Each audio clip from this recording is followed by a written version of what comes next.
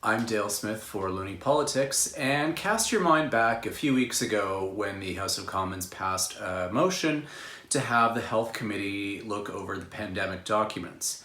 Predictably, the millions of documents that have been requested aren't going to show up on time, and the Clerk of the Privy Council has said that even though they're trying to narrow the scope of these documents, it's still going to take more time than they were previously allotted. Not only that, but the fact is also that they are giving these documents to the parliamentary law clerk, who is going to go through them to make sure that they have necessary redactions for privacy or commercial reasons.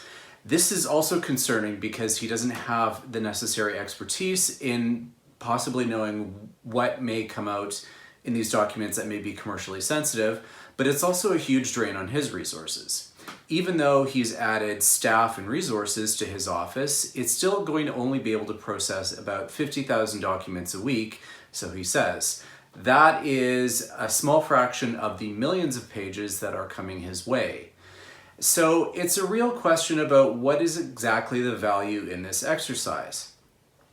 The ostensible notion is that as a parliamentary committee, they can look over them, see if there's anything that government needs to be held to account for, or they were also trying to say that they were trying to find ways in which to help the government better fight the pandemic. But this is a resource-intensive exercise at a point where we are in the middle of the second wave, and it's taking a lot of time and energy away from public servants who could otherwise be doing their jobs. As well, it's hard to see what particular value can come out of it at this point in the pandemic.